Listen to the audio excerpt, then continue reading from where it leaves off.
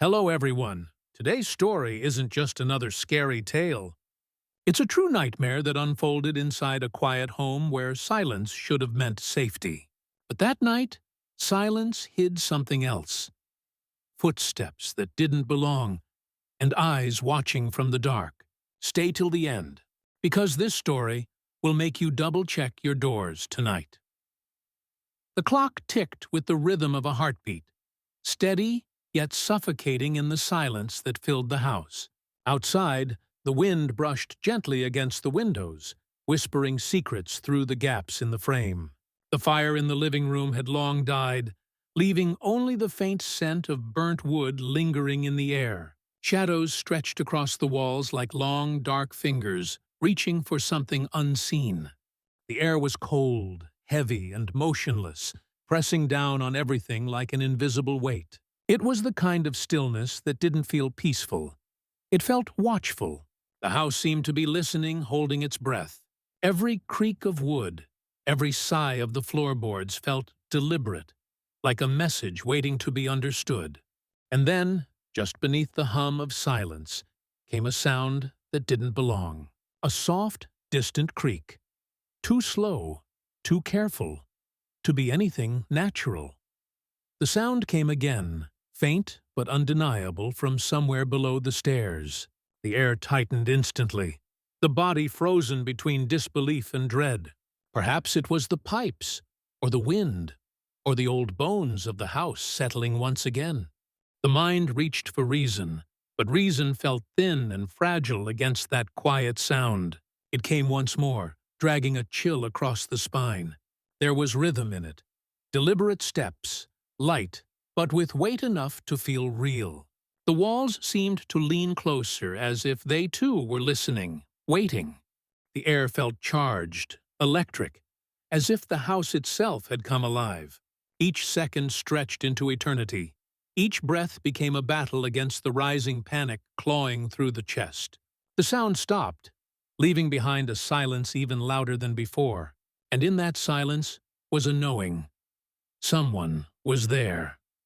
The faint reflection in the window showed only the empty hallway behind, dark and endless. The flickering lamplight quivered, as though afraid to burn too bright. The heart pounded so loud it almost drowned out the world. Every nerve screamed to move, to run, to hide, but the body wouldn't obey. Then came another sound, sharper this time, the soft click of something metallic, like a latch being tested, a handle being turned ever so slowly. It was coming from the door below the stairs. The sound echoed through the house in waves of dread.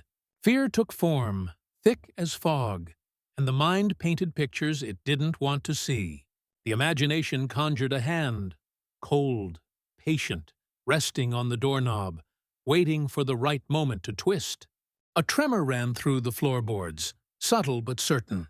Whoever it was, they were inside now.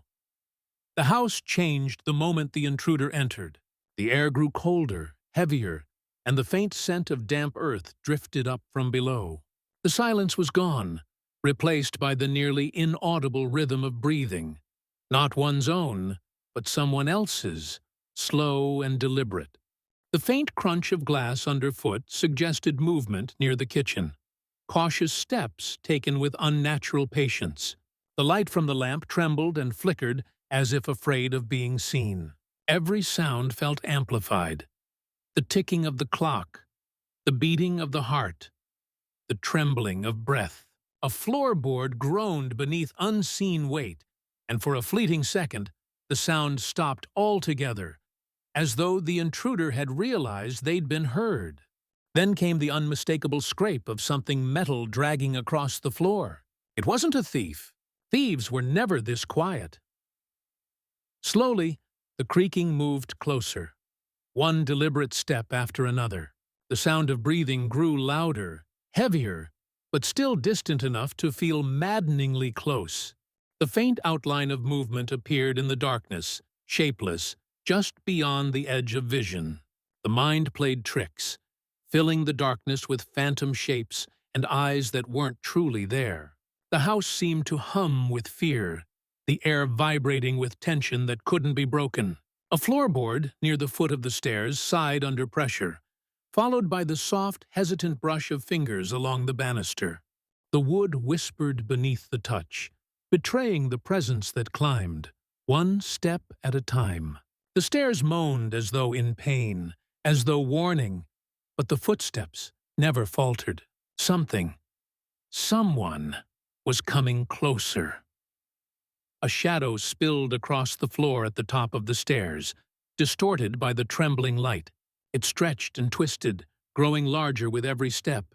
The air was too thin to breathe, the walls too close to move. The figure stopped just before the landing, standing in silence, listening. The sound of breathing was all that remained. A deep inhale, then a long, steady exhale that rattled the air. The light flickered again, dimming into near darkness. The reflection in the window showed a shape, vague, human, unmoving. The eyes locked on the reflection, afraid to turn around, afraid to confirm what was already known. Then slowly, the figure shifted. It leaned closer, the shadow lengthening until it touched the edge of the chair. A faint whisper brushed the air, so soft it could have been imagined, yet it felt too real. The lamp gave one final flicker and died, plunging everything into darkness. Panic flooded in, wild and uncontrollable.